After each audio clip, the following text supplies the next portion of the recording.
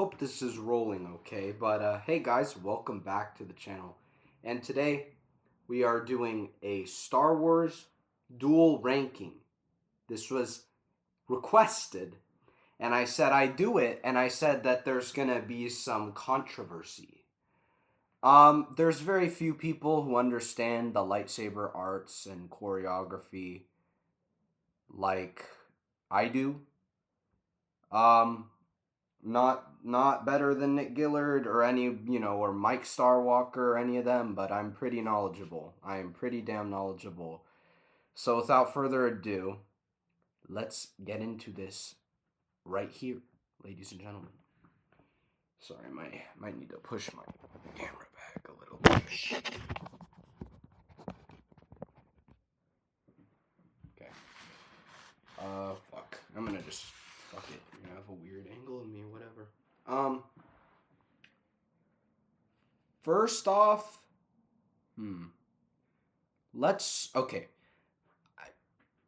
Let's just get the dog shit out of the way. See, I'm not doing the series ones. I'm not doing that. I'm doing live action duels. This doesn't even have all of them, unfortunately, but we'll just do the ones that are here. Yeah, let's just deal with the dog shit first. So, first off, we have this. This isn't even a fucking duel. If you're honestly gonna tell me this is a duel, like you are delusional. You are honestly suffer from delusions of grandeur. That's not even a duel. That's a swing miss. Like it sucked. I remember that's the first time I was ever disappointed in a movie theater was The Last Jedi in that shit ass fucking not fight that they put in the movie. God, it's horrible. Also, absolutely abysmal. The Rise of Skywalker final duel. Horrible. Absolutely horrible. Yeah, nothing good came out of that. Really, it was just a massive pile of dog shit. Then, all the other Rise of Skywalker fights are in here. I don't know who the stunt choreographer was, but they need some work. Like, none of that. It felt so blocky and chunky and unnatural and slow, and nothing about those fights were like even visually, like watching it in normal speed. None of that was like well done. None of it. At least the Last Jedi fight in the throne room, which is right down here, looks nice when you're watching it without slowing it down. Really, it does. When I saw it for the first time, I was like, this is sick. They're cutting heads off and throwing these guards into electrical grinders, and I was like, this is awesome. But then when you slow it down, it is abysmal, and the choreography is horrible, and it's really theatery, if you know what I mean. Like, it doesn't feel natural. It's like very over dramatized and not it. But since it is at least visually better and there are some cool parts about it, I'll give it a C. Because you cannot put that fight down here. I mean, this is just like the depths of hell for lightsaber duels. So disappointing too, because that was the last duel in the saga that they just dumped. And it's like, okay. Well, yeah, so next.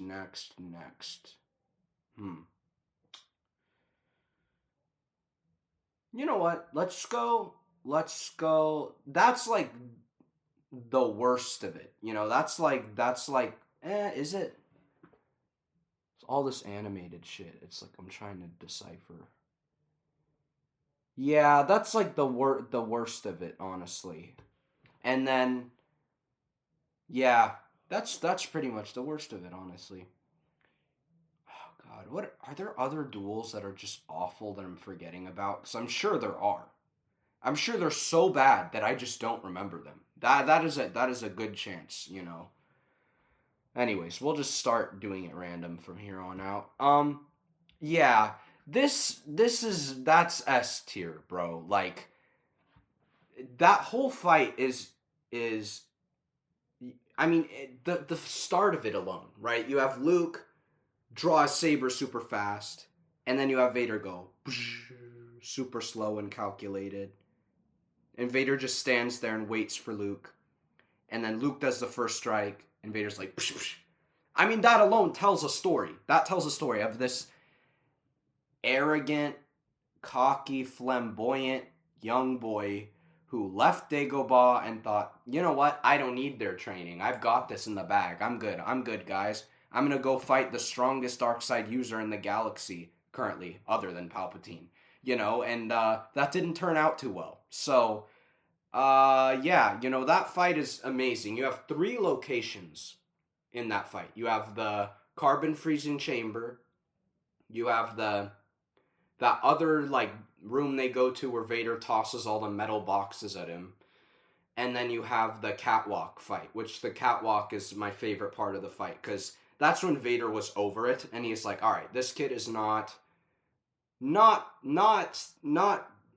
getting the point here, and he's not using the dark side. He's consistently using these same stupid strategies. So I'm going to end this and tell him verbally. So he beats the shit out of him, like it wasn't even close. And then once Luke tapped him on the shoulder, he just was done, and he just really quickly just and Luke's hand flew off. Just like that. It was one quick movement that he could have done at any other time.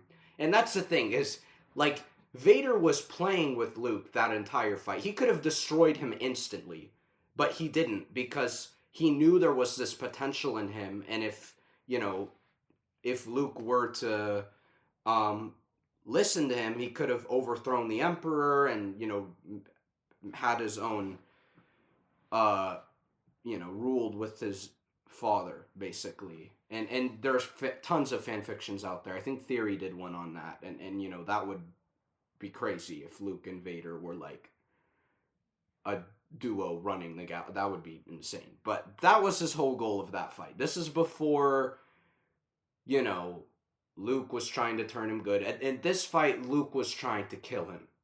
He hated him. Vader killed Biggs. Vader killed Obi-Wan. Like he's part of this machine that destroyed his family. His adopted family. So no, his adopted. What the fuck am I talking about? Yeah, they destroyed their entire farm, their homestead, gone, killed them, fried them to bits. So Vader represented everything Luke hated at this time, and Luke had no compassion, and you see that with the way he fights. He was not willing to spare him. He was really trying to just end him. There was no empathy there. So Luke realized, I am your father. No, I am your father, whatever. And no, it's not true. It's impossible. Luke's in disbelief, and that starts his journey towards Jedi Master Luke and Jedi. But that fight is absolutely, I'd say, a turning point in the entire saga, honestly. It's really not, it's not debatable in terms of how impactful that duel is for the story, and how that really, like, that hand sever really represents Luke's ego, I think. Like when Vader chops Luke's hand off, that really represents like the loss of Luke's arrogance and ego in that single moment, and how he's just humbled instantly, beyond humbled. He's shocked, he's horrified, he's honestly, I think a little trauma. That's a bit of a traumatizing moment for him, realizing that this man who he hates more than anything is actually his father, and they're related. And the fact that Darth Vader and Luke have a connection at all makes Luke really just in a state of horror, because like that is not an easy thing to find out, that your dad is like a fucking complete maniac monster, like that's difficult, especially being the lead golden boy in the Rebel Alliance. That's like literally everything he's fighting against. So this fight really is what starts Luke's journey to being a balanced, wise, stoic Jedi Master, that we see later on, who is compassionate and cares, puts others so farly above himself that he's willing to die for the most evil man. one of the most evil men in the galaxy, you know. So it's a big deal. I'm super into that duel. The choreography's great too. You know, that's like, but the main thing here, you know, it's not super fast because Vader's like a fucking bot and Luke is, you know, untrained. So those two things, you're not gonna have a prequel duel. I see all these stupid people out there who like, you know, talk all the time about, oh, the original trilogy duels suck. They're so slow and horrible. It's like, no. You don't understand that you can't have a prequel level duel with Darth Vader and Luke. Like, at that point in time, that just doesn't, that doesn't work. Vader's suit doesn't work that way. Luke doesn't work that way. It's like, you don't understand. And this is going to get, I'm going to further this point later with a very controversial ranking. Which I'll save to the end. So that's that. Love that fight. Next up, best fight in all of Star Wars, Anakin versus Obi-Wan. You have the story, you have the emotion, you have the choreography, you have the set changes. I mean, you go from the platform down a catwalk, into a hall, into a briefing room. They fight on the tables.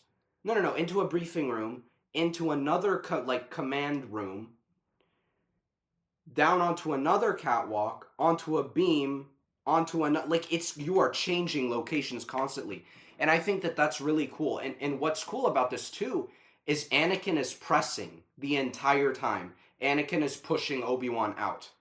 I mean, even onto the pole, right? You see Obi-Wan, Anakin him fight, and Obi-Wan jumps down, Anakin jumps down. They fight on the pole, Obi-Wan jumps down, Anakin jumps down. And that's a trend the entire time until the end of the fight. Like, Anakin was kicking his ass, basically, up until the end there, you know, like, it, you could see it in Obi-Wan's face. He was getting tired, and he was like, oh shit, like, I don't know, this guy's way stronger than I thought.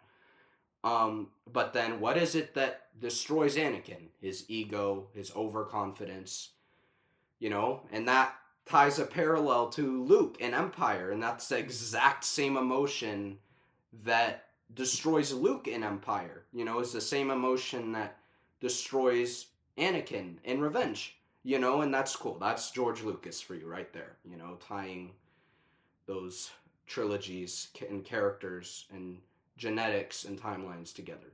You know, but yeah, I mean, this is the fight that determines the fate of the galaxy. If Obi-Wan had really won and Darth Vader had died, the course of the galaxy would have been vastly different.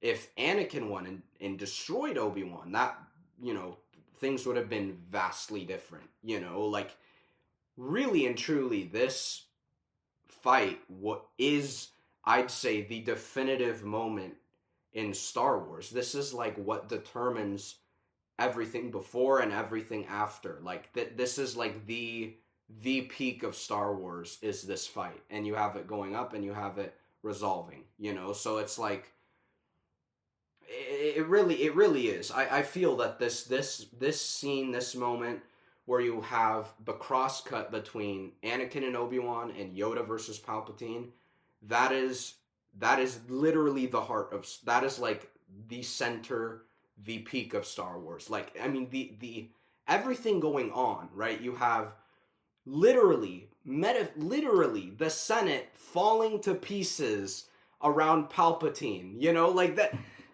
And you know, I know it's just a fight, but that was intentional, clearly, you know, where you have literally democracy falling around Yoda due to Palpatine's power, you know, like that literally happens and is, you know, metaphorically happening, you know, within the political aspect. So it's like, you have those story elements conveyed through the fight scenes. I mean, you have the two most powerful people of either side fighting each other. You have Palpatine and you have Yoda, who just go crazy trying to, you know, take each other out, and neither of them can because they're both just so powerful. But Yoda ultimately fails.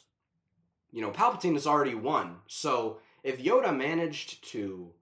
managed to take out Yoda, that's just a plus. You know, like, he already took control of the galaxy. Like, that's game over. But if Yoda killed him, then there would be that who knows what would have happened. That would be very interesting, actually. But that fight also determines the fate of the galaxy too. At the same time, because I mean, really, if Sidious killed Yoda, who would have trained Luke later? You know, like I don't know. It would have been very different, very very different. Because that's before. I think no, I think yeah, no, Yoda had already discovered what's it called? How to well, Yoda probably would have just been a force ghost at that point then. I don't know, but still that fight is really fateful, and so is Anakin versus Obi-Wan, and um I've gone into that fight a million times, but it just really is the pinnacle point in Star Wars. So without further ado, let's move on to, you know what? Let's just get this shit out of the way. Vader versus Reva. Just fucking whatever, bro. Like, Vader just knocks her away. Like, it's not that interesting of a fight, because Vader just kind of like, again, barely a fucking duel. Like, they, clash twice, and then the rest is melee combat, but it's just hilarious seeing Reva just get absolutely decimated and thinking she's even has a shot at killing this man, but it just makes me laugh sometimes. I'm like, oh, you're so funny, Reva. I remember watching that fight and just laughing, like, there's no way this idiot thinks she can do anything to him. And she didn't land one punch, one swing, one hit on him. Not one. And he just, like, grabs her saber, kicks her out of the way, and even gives her a chance to fight. He throws the saber at her and still can't beat him. So you know what? Just because Vader's awesome, I'm gonna give it a C. Because like it's a stupid duel, choreography wise and whatever. But I guess the plot of Vader just totally just destroying her, I think, is really funny. Yeah. Okay. What else? Okay. S tier. This fight again. All three of these fights, and I already talked about Yoda and Palpatine, so I'll put that up there. Where is it? Where is it? Are these people dumb? Oh God! Don't. Oh, there it is. Okay, great. This is an S too. Um, all this is like if you want to if you like, let's say you know someone who has not seen a Star Wars lightsaber duel and they're like, I heard the sword fights or laser sword fights are super cool. Show them one of these, because like honestly, I mean, okay, you have Luke versus Vader the second time. That is the most emotionally riveting fight scene in Star Wars. Like, I'm gonna be honest with you, there is no fight that is that like gripping. And the thing is it's an emotional fight. It's not a physical fight. Like Anakin versus Obi-Wan's very much, it's both, but mainly they're just going crazy and whatever. But this duel is, you see Luke's emotion and where he stands in the light and dark sides of the Force shifting throughout the fight. Right? We start with Luke leaning to the dark side. He grabs his saber and slashes, fights, kicks Vader down the stairs, and then he pauses. He deactivates his saber and shifts to the light. He stays in the light for a while. Goes up, jumps up, and he's in the light. He falls, whatever, he's still in the light, but now he's starting to get pissed because Vader's like taunting him. He mentions his sister, goes all the way to the dark side, and then he kicks Vader's ass. But it's really cool. It's like you see Luke on this Force scale just kind of like drifting, and I think that that's one of my favorite parts about this fight, is it's a reflection of their, I guess, emotive states, and Vader during this fight is fighting with himself too. You can tell, like, he's not, when he's like on the defense the most of the fight, and it's like he wasn't trying like to save Palpatine. He was trying to save Luke, because he's like, it was this flinch reaction of light in Vader, just for 1 second, where like Vader's like, don't do that because, it'll bring you down. It'll make you like me. So don't kill him because then you'll become just like me. So it's that same kind of deal there. And you see that the whole time. I mean, at the end, he's barely even trying anymore. He's like just so overwhelmed by Luke's power and what's going on. He's like, my son's about to kill me, that he just gives up and he's grabbing onto the handrail. And I mean, this is Darth Vader, the most intimidating presence in Star Wars. I'd say there is no one as intimidating as Vader. You could say Palpatine, but he just looks like a crippled old man. Darth Vader is like the symbol of strength and fear in Star Wars. Like he is the guy. So seeing someone like that fall to the ground and hold on for dear life is very powerful and I'd say very emotive. And then just to watch him get his hand ripped off by Luke too, just absolutely, and he falls to the ground and he's like, please, Luke, no, like that is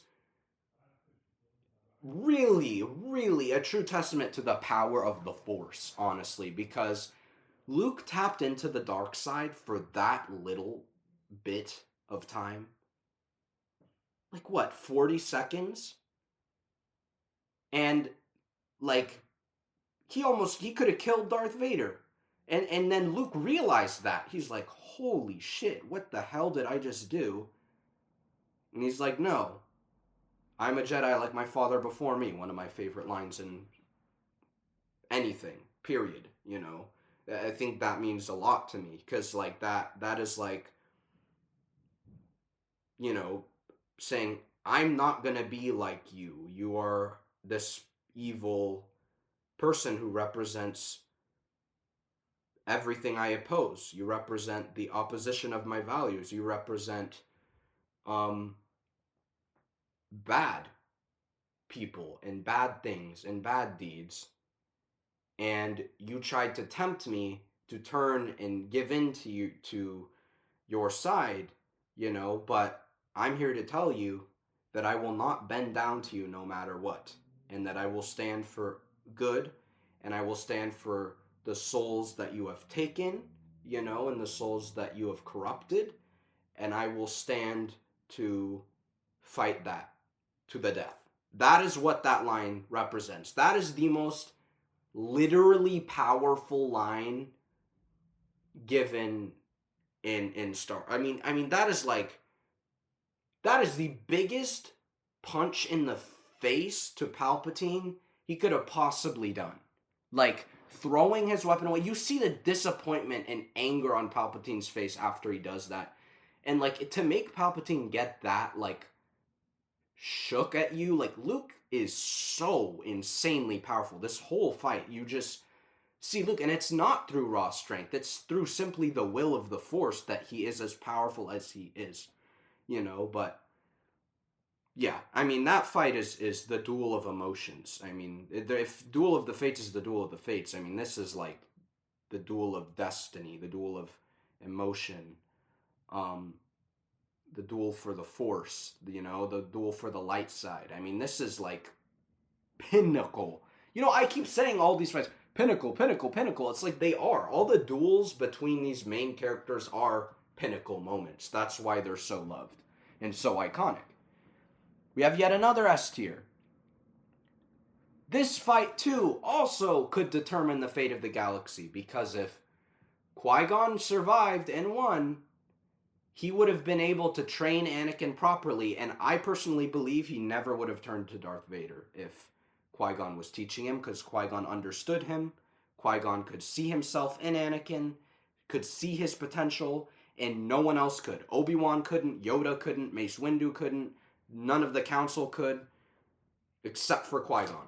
And once Qui-Gon was taken out, Maul did his job, the Sith won, and Obi-Wan just was lucky enough to take Maul out for a while, but that was no victory.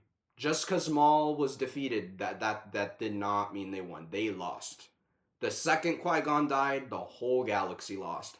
And that is why it is called, what the piece by John Williams is called, Duel of the Fates, because it literally and fates is plural because it's duel for the over of the fates of the citizens of the galaxy. You know, like this duel, it significantly impacts everyone's lives moving forward.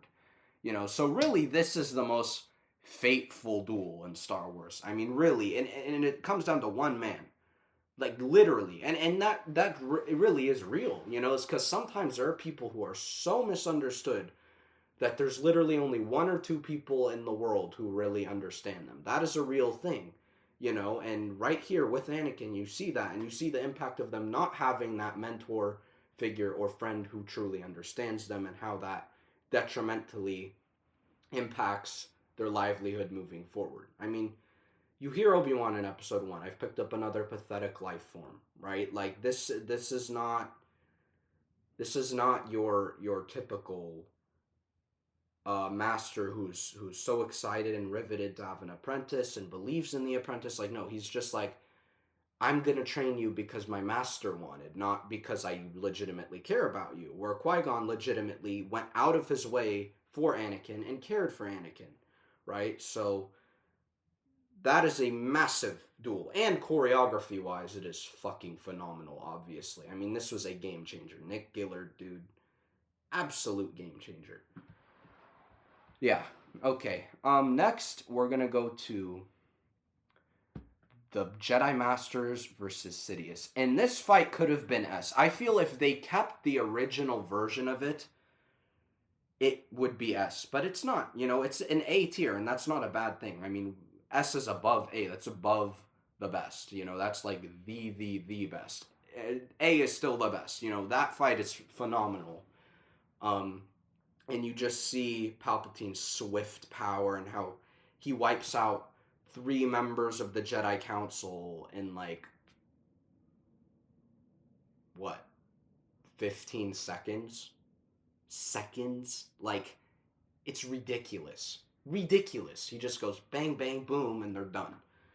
And Mace stands, you know, he actually beats Sidious, and you know, Anakin cuts his hand off and ruins it for him, and Palpatine finishes the job. But Mace, the fact that someone could beat Darth Sidious, I'd argue in his prime, because by the time a Jedi, the dark side has, because if you didn't know, the dark side ages you and it cripples and weakens you over time. That's why Palpatine's face gets worse and worse and worse through the years, because like that's what using the dark side that much does to you, and it makes their nails all old and crinkly and their teeth all bad. You know, it's like it fucks you up. So, you know, I'd say at this time that's Sidious in his peak, and Windu beats him. You know, that's crazy, and he really could have ended it all. I mean, if he just simply killed him immediately, or something like that could have been it. You know, but he had to talk and talk and mock Anakin and say, "You're dumb, Anakin. I'm right," and then that just sent Anakin off. He's like, "Okay." You know, and then Anakin's like, "I need this guy is the only guy who living understands me. You know, totally not manipulating you, buddy." But that Palpatine's the only one Anakin could go to vent his emotions and feelings without feeling judged. You know, even though he was being judged. But Palpatine's a manipulative bitch, and Anakin just bought into that heavily, and that is why he did what he did. But yeah, great fight.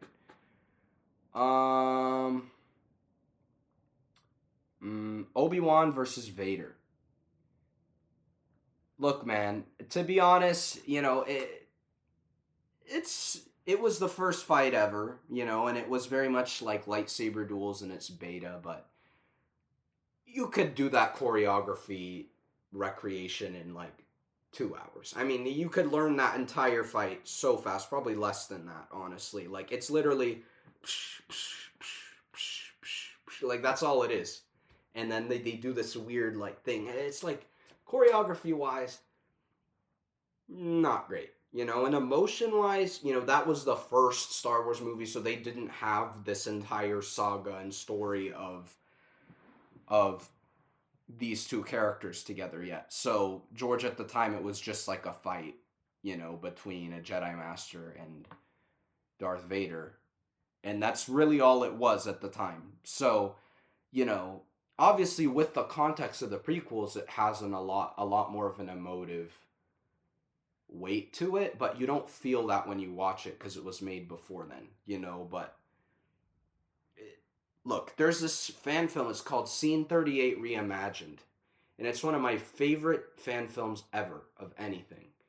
And they redid this fight with new choreography and different music. Then they put music behind it, and it was this whole thing, and it's really phenomenal, and it feels really emotive, and you feel the weight of what's happening and how these two old kind of weakening men with who had this past friendship and whatever are going at it again for one last time, and you feel that one last time the whole time.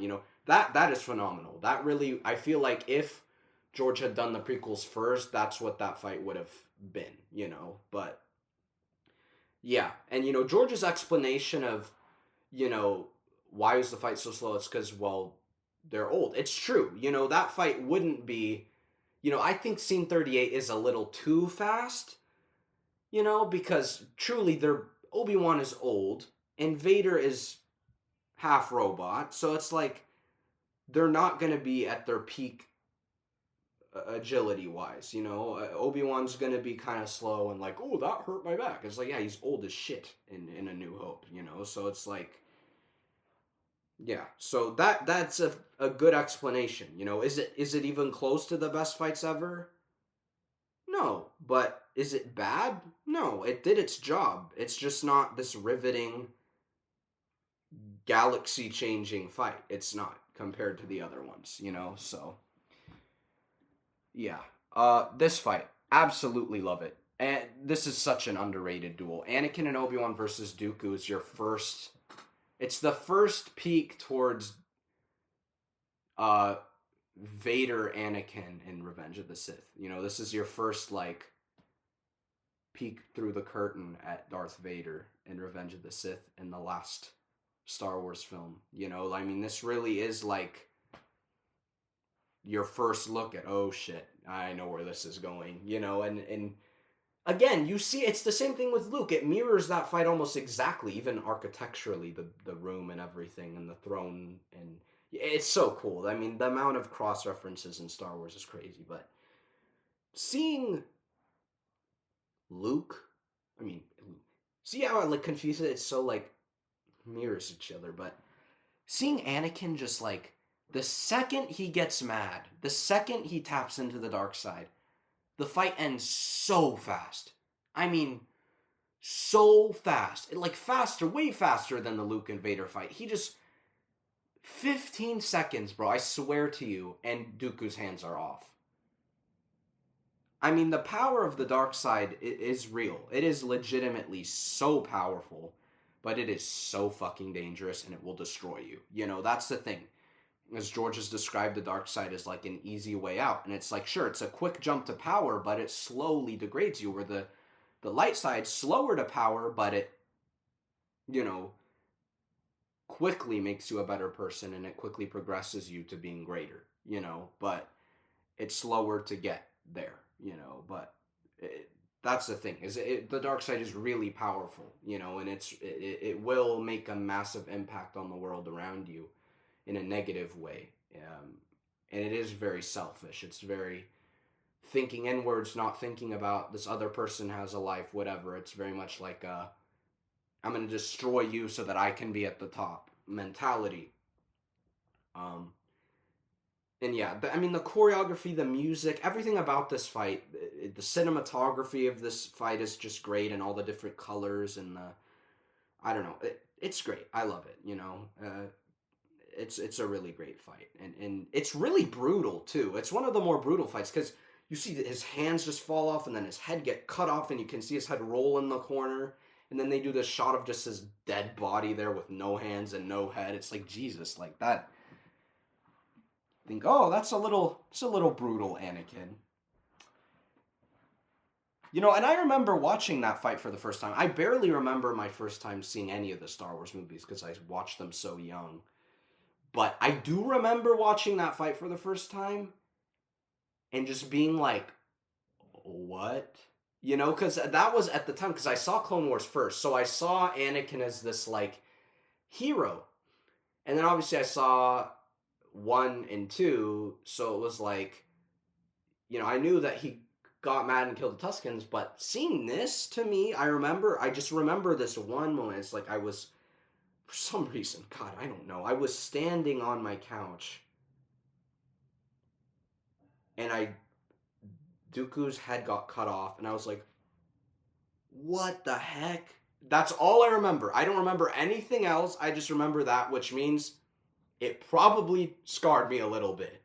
But, that was like kind of shocking. Not scarred, but like it was a very shocking moment for me, seeing my hero be that brutal and violent to someone who was unarmed. I was like, that's not the Jedi way, bro. But now understanding Anakin's emotions and manipulation, I have a little bit more understanding for why he did that. It's not a good thing that he did that, but some more understanding for sure, Well,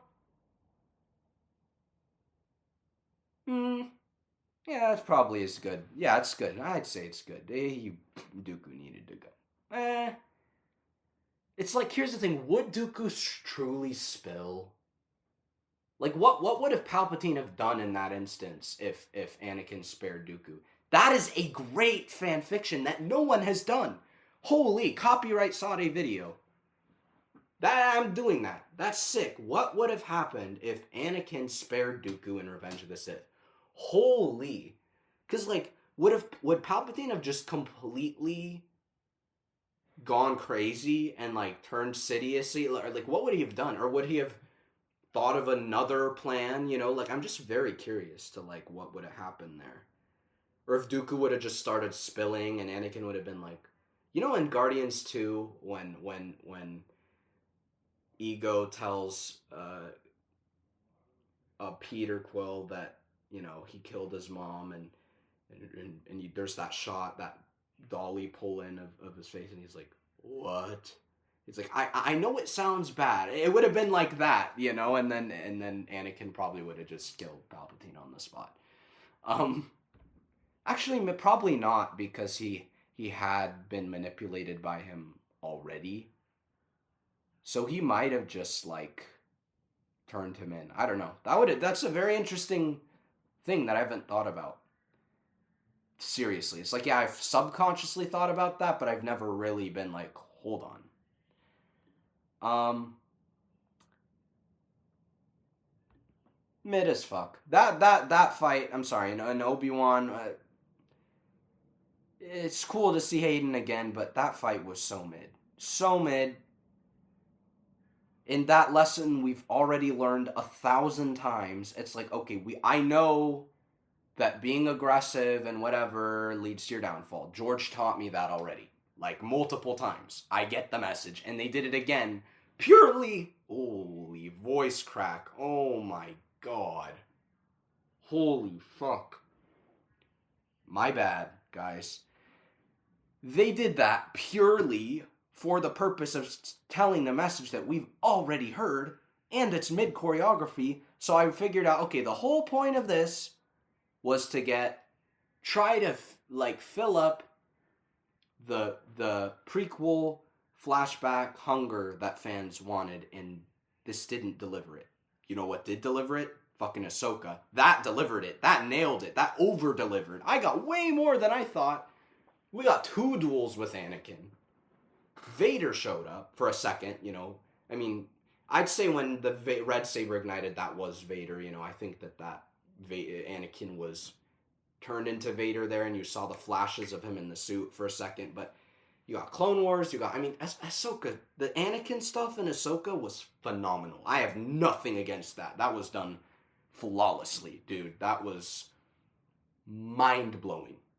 Mind-blowing, I just wish that level of writing applied through the whole series and not just Anakin. But you know, can't ask for too much with Disney, can you? Fuck, not Disney. I hate that I keep blaming Disney. It's like it's not Disney, it's Lucasfilm and the idiots over there right now. But yeah, Disney is just like, oh, you're doing a show about Ahsoka. That'll probably make us some money. That's all they do. Like Disney just needs to be, I feel, a little more picky about what's going on over there. That might sound crazy, but I think so because I don't think they're the ones who are really fucking Star Wars right now. It's Kathy, dude. It's Kathy, and it's the whole board at Lucasfilm right now. That's the issue. You know, Disney, Bob, and them, they just want Star Wars to make money. They're not. That's the thing. Is Disney's 100% money motivated? They do not give a fuck about what kind of story or whatever. I mean, this is a Lucasfilm problem, you know, that needs to be dealt with. And I'm glad to go over. I'd be glad to go over there and fix it right up for you guys. You know, just like I said last video, just give me a call, send me a message. I got you. I got you. I do. And things will be okay again. But until then, or until someone else who's competent gets in there, we're fucked. So, don't expect anything too great from them. What are we gonna do next? Let's do this fight. B, barely a duel. I mean, it's only a duel for a little bit. Then, you know, this is not a negative thing at all, but it goes into this crazy, like, Varocto and wheel bike chase, and they're, like, fighting each other on the vehicles, and Obi-Wan hops over, and then they literally have a melee fight, and Obi-Wan learns not to kick Grievous in the metal fucking leg, because not too wise of a choice, buddy. But I always like think that that's like one of George's like ha ha ha moments. You know, he has a few of those, like with Django bumping his head on the slave one in episode 2, or the stormtrooper hitting his head on the door opening in episode 4.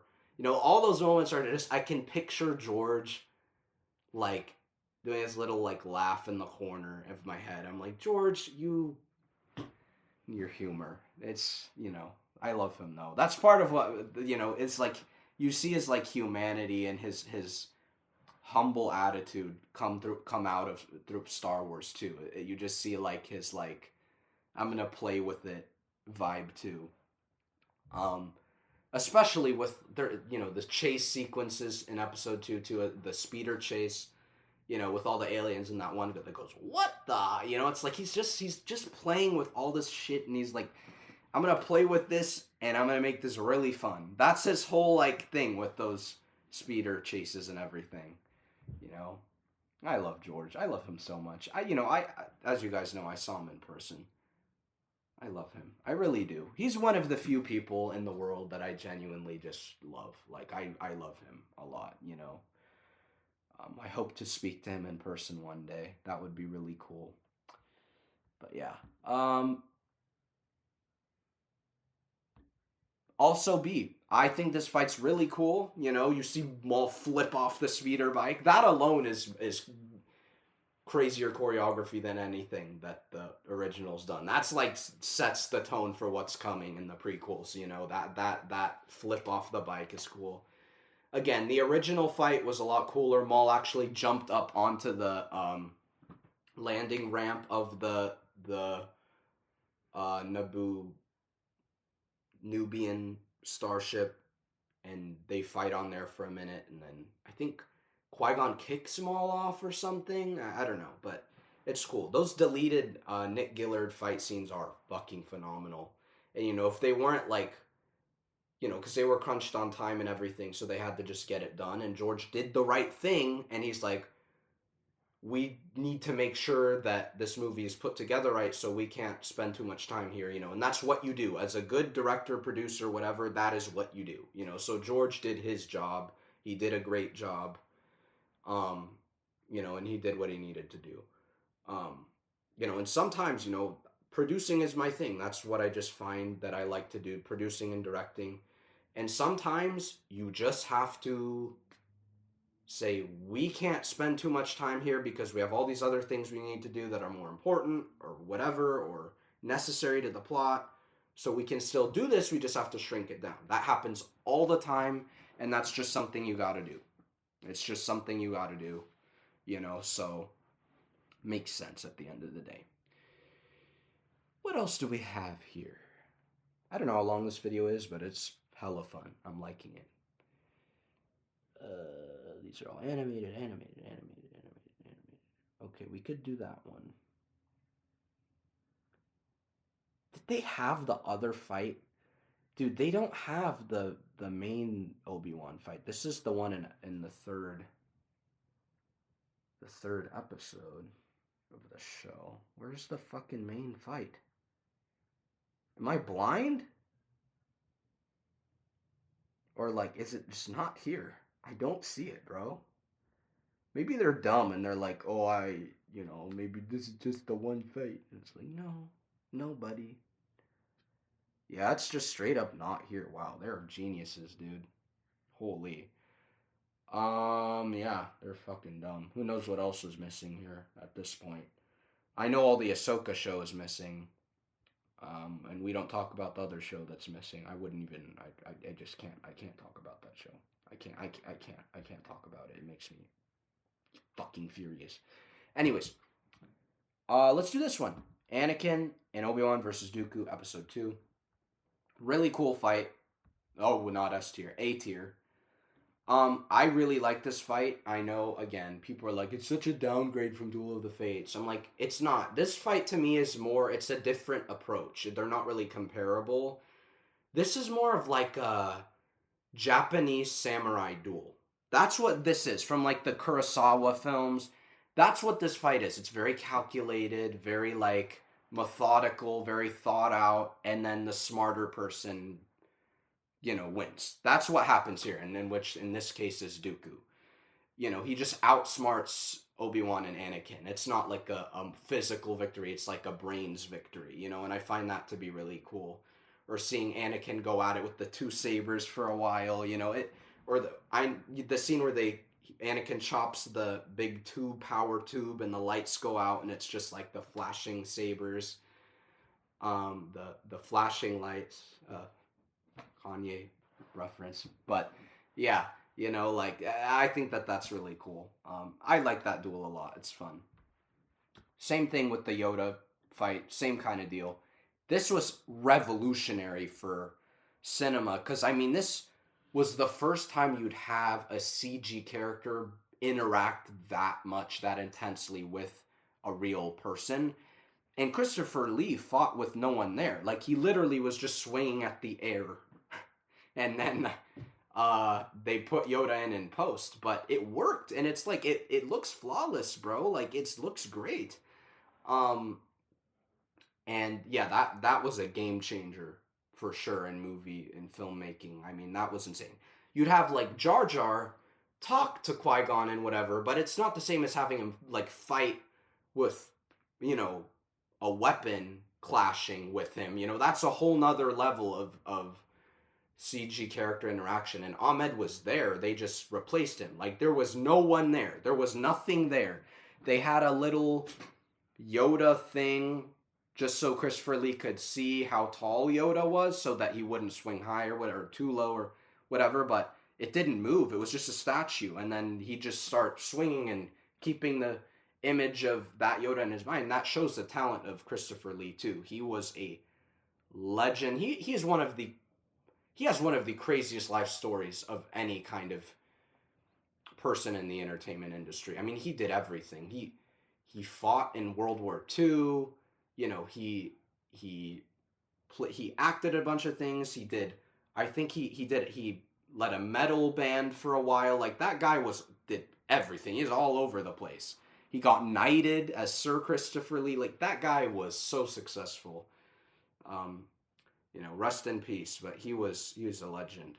He really was a legend, and only legends could picture little Yoda flipping around a room. Now it would be easier, but back then that hadn't been done before. So like you had to picture this little green, alien jumping around the room. Like, crazy. But yeah, very cool, very cool. What else? We're starting to run low on fights here, my friends. My Jedi friends. Let's do this one. Um, I'm gonna just say fuck it, and we're gonna pretend that this is the final fight. We're gonna. I shouldn't do that though, because then if someone screenshots my ranking, they're gonna think I'm crazy. So, not that that matters, because people already think I'm crazy.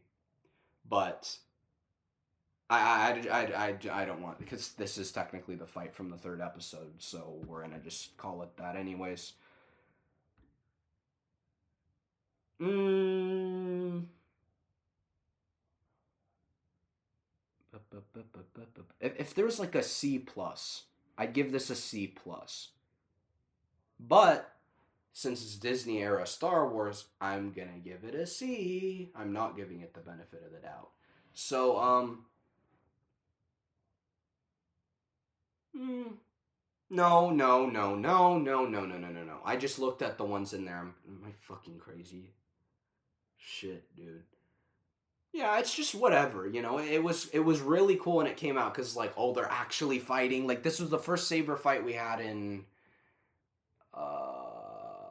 3 years since Rise of Skywalker. The first saber on saber. We had like the ones in Mando, which were like the dark saber against the Beskar spear, or Ahsoka sabers versus the Beskar spear. But this was the first saber on saber fight since the Rise of Skywalker. So it was cool, you know, and it just shows Vader was again playing with Obi-Wan, just totally toying with him, and wanted to bring him to this point of suffering. You know, that's the whole point. Like when he lit the fire and threw Obi-Wan on it, like he just wanted him to burn and suffer like he did. And he threw Obi-Wan away and didn't go kill him because he wanted to take Obi-Wan and torture him and just torture him to death. He didn't want to just do a quick kill because that's not satisfying enough for him. He wanted to torture him. And then the Obi-Wan writers, Joby Harold, did the great thing of oh, Vader's scared of the fire again, and let him go. And it's like, that is the laziest thing ever. So lazy, dude. It's so lazy. Like, don't even go there. Like, that's so lazy. Sure, technically you could say Vader was like, fine, I'll get you next time. Like, do you know how dumb that is? Like, that's such a fucking cop out. It's such a cop out. It's such a cop out. It's ridiculous. It's just dumb. It's dumb. He put the fire out once, he'd do it again. Like, he's been chasing Obi-Wan for so long. Shit writing. That shows a non-example for all fucking writing. Holy shit ass fucking show. Um, I just, something is off. Like I'm missing stuff. Hold on, let me go through the movies right now. Did those? We did those. We did those. Did that one. Did that one. No, that one's kind of gone. We did that one. Yeah, so all the ones of the main saga are done. They're all in there. All the ones that matter. The rest.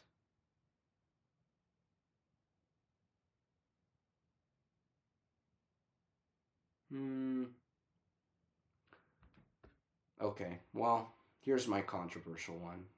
Oh, Lord have mercy. I do not like the sequel trilogy. I do not like the story of the sequel trilogy. I like Kylo Ren, kind of, you know, not even fully, because I think they fucked this character in 9 and fucked this character in this scene. But, you know, I'm not a sequel fan by any means. Just make that clear, as you guys know. But this fight is not nearly as bad as everyone says. It really is not. And people are like, I see all the stupid TikTok edits of the choreography is horrible. It's like, you have cross-guard lightsaber, spam heavy attack, cocky Kylo, versus two people who have never touched a saber in their lives. I mean, Finn technically had before, but like this is his first duel. You know, so like it's not gonna be this crazy choreographed fight. Like it's not. You know, it's really not. And you know, as choreography goes, this fight isn't that flawed as far as like, okay, really, you just swung at the light. Like it's pretty um well done. It's just purposefully sloppy because both of these people, all three of these people are sloppy fighters. You know, Ren is just a sloppy fighter in a different way where he doesn't know how to do a fucking light attack. Every attack he's putting 100% into, and it's like, you can't do that, man. Um, but that's just his style. That's his style. You know, and that's the cross guard thing, is it's a heavy attack weapon. But, um, this is a B. If I'm going to be honest with you, the lighting is gorgeous. The cinematography is gorgeous. Um, you know, the choreography pretty good. You know, like the visual look of this fight is really great. Like honestly, it looks great. Now, did they have to fucking ruin it with the ending? No, they didn't. But strong female lead, the toxic masculinity man who's weak. Men are weak, women are stronger. You know, they had to do all that shit. So she locks in at the end and then just beats him. She has a force lock in. It's like, oh, I wish I could just do force, and then just absolutely like destroy the world. Like, oh, that'd be great, Ray. The fuck was that? Holy crap! But I'm talking more choreography, visually. You know, this fight is, you know, pretty good. And I'd say the part with Finn versus Ren, I'd say that was pretty good story wise too, because Kylo, again, he's just like this the angriest person in Star Wars. He is not even close. Vader like was cold, but I wouldn't say like you could get him super angry, but he wasn't permanently angry. Kylo Ren is permanently fucking furious at everything. I swear, if you like bumped into him, he'd probably cut your head off. Like he's crazy, okay? And like when you see him put the vent into Finn's arm and he's just letting it sit. He's not even trying to kill him. Like he's just letting it sit there and he's like, "Oh, I'm going to let this sift into your shoulder." Like he's crazy, dude. And it's like, you know, the second he got grazed in the shoulder, he's like, "I've had it." Punches him around and rips his fucking spine out. Like that's just sick, dude. That move where he could have cut his head off, he could have done whatever, but he's like, "No, you know what? I'm gonna de-spine your ass." He punches him and rips his spine out. Realistically, he should not have survived that, but it's the sequel trilogy, so you know, lightsabers are not. They mean nothing. They're these just baseball bats with some extra edge to them. But yeah, that portion of the fight's great. I have no issue with the opening portion with Finn versus Ren. I have literally zero issue with plot wise. Visual wise, it's great. I have no issue with that. It's the second half of the fight with Rey that makes no sense story wise. You know, in terms of her even standing a chance, it's ridiculous. And doing that much damage to him is ridiculous. But again, visually, choreography wise, it's not too bad. So that is my hot take, and I know I'm gonna get flamed. Absolutely flamed for that, but bring it on, bro. You're a shill, you're a fake fan, you always say you're so much wiser, and then you think that fight's better. It's like, yeah, well, I know choreography and I know story, and you know, I'm not a permanently biased human being. You know, if something that is that I don't like is good or has some good to it, I'm gonna say it. I'm not an absolutionist like that. If one thing's bad, it's all bad. It's like, no, no. There are moments in the, it could be as few as one or two, but there are moments in the sequels, little moments, little scenes, little things that are pretty. It's true. There are like very few little moments in there that are kind of touching and emotive. That's just happens. In the Acolyte there was nothing. There was literally nothing in the Acolyte that I enjoyed. Nothing. But in the sequels there were some moments, like with "I will finish what you started." Like, that is the most bad. Like, I don't care what you think about the sequels, you gotta admit that's cool. Or there's a shot of Ren charging down the hallway angrily. It's like, and then John Williams goes dun dun dun dun dun, and then the troopers go whoosh, whoosh, and they form like a formation and they flip. I'm like, that is cool. Or the opening where the speeder comes down and the lights are flickering and it's like that's sick. Like those little things. Like, they're these tiny moments, but I'm like, oh, that's so cool. If only they had made that the whole movie rather than like, let's have cool moments and then dry shit for the rest of it. Or the resistance scene where they fly over the water and it's like Han's like, it's the resistance, dun dun dun dun, dun. And then they just go in, they fucking blast the shit out of, like, that. Those are those moments that I'm like, okay, that's really cool. It's like, okay. And then the second it's done, you're like, all right, bro. It's just some of those moments. Or like, um what'd be another example? In The Last Jedi, when you have Kylo Ren, they reveal Kylo Ren for the first time. Um, and I don't remember the exact thing, but Luke, it's like, it's a match cut from Luke's face to Ren, and Luke's like, by who, or something like that. He's trying to figure out who killed Han, and then it reveals, and the doors open, and it's Kylo's helmet, and you're in this stark red room, and this choral music's playing. Like, that is just so cool. Like, I don't understand. Like, there are moments in those movies that I'm like, holy, that is so, like, that was so badass. It really was. Tied on a string, indeed. What was the other thing? Take that ridiculous thing off, or whatever. Like that moment, or there's some good Kylo moments in the sequels. Or when Kylo slashes the shit out of the computer and then Force chokes the officer and goes, "What girl?" Like, that is like, it's all Kylo. Notice how all those great scenes are Kylo. Or what'd be another one? We're starting to get dry here. But like, I'd say uh when Luke sees the message from Leia again, and Luke's like, cheap move. That was a pretty, like, you know,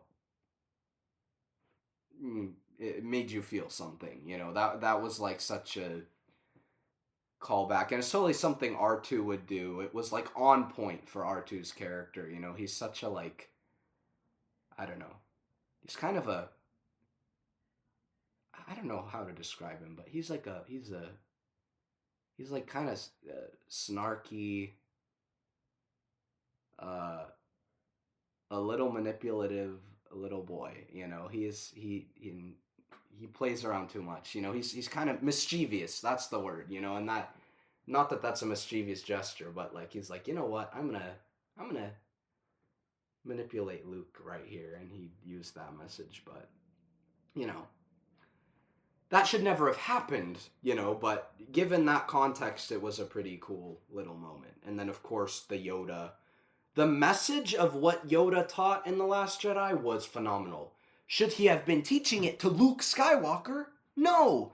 But should he have taught that message at some point? Yes. The greatest teacher failure is is a great line. It really is. And it's such an applicable message because if you're not doing something, do or do not, there is no try. And, you know, if sometimes when you do it, it's not going to turn out the way you want. And you learn from that failure. You learn from that error, you know, so that message is vital, you know, to being a human or trying to do anything that's greater than average. Is there, you're going to fail at things at times or disappoint people, and you have to learn from it and grow from it. And that's what Yoda teaches Luke in that moment, you know, that the greatest teacher failure is, whatever. I hate the context of that scene, but take it out of context, pretty great. Yeah, but that's like it. Those are like the only things in the sequel trilogy that I can be like. There's probably some more like fight moment, like the opening fight in The Last Jedi in space, where Poe's like going through the weaving through all the cannons on the dread. What is it called? I don't know any of the sequel things. That's not true. I actually probably know it better than everyone because I've studied them to try to find a way to like them, and I can't because they're dog shit. But when Poe's going through all the cannons on the Fulminatrix, and he destroys all the cannons, that's pretty cool. And then the Resistance comes, and they're like dun dun dun dun, dun, and then you see the ties and the X-wings and Resistance vehicles clash, and they're like they blow each other up. Like those little moments are what make like me tolerate or kind of enjoy Galaxy's Edge or whatever, is because it's like there are little moments in the sequels that I like. It's true. It's not 100% dog shit. It's not. Um, there are moments, or like when Luke lifts his X-wing in Episode 9. You know, like that was a beautiful moment, I will say. You know, like there are these little things that I'm like, that was really nice, and then they jump straight to dog shit. But that's what makes, I guess that's the difference, where if like Galaxy's Edge was the Acolyte land, I wouldn't be able to step into it. But the sequels do have little things that I enjoy, and as long as they're not diving into Rey being the Jedi and um Kylo being a weak wuss and whatever, or Luke being a castaway. When you see, I talked Luke into protecting him. I'm like, fuck you, Rey. No, you didn't. That was Luke's decision. Stupid idiot. Anyways, but like you don't have any of that in Galaxy's Edge, and it's just like a sequel texture pack. And then in that case, I don't mind because the ships look cool, the First Order looks cool. You know, it's like I don't have an issue with that. I have nothing like it feels very much like Star Wars in that sense. Objectively, you know.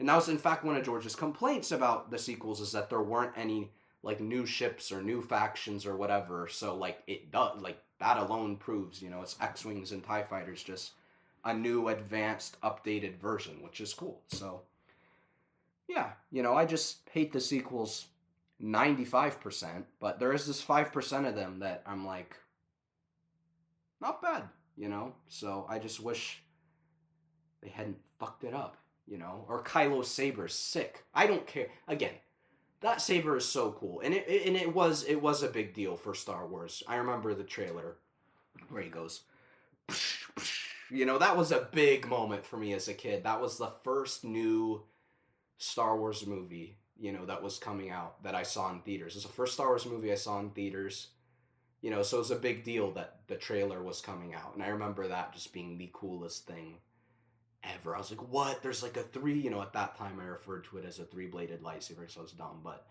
you know, that was just so cool to me. I was like, what? That's crazy, you know, and I still love that saber. I want to get one soon, and I'll review it on here if I do, but, yeah, so that's that. That's my ranking. Shit, meh, good, great, the best. Right there for you. So leave a like, subscribe, and share, and I will see you in the next video. May the Force be with you always. Goodbye.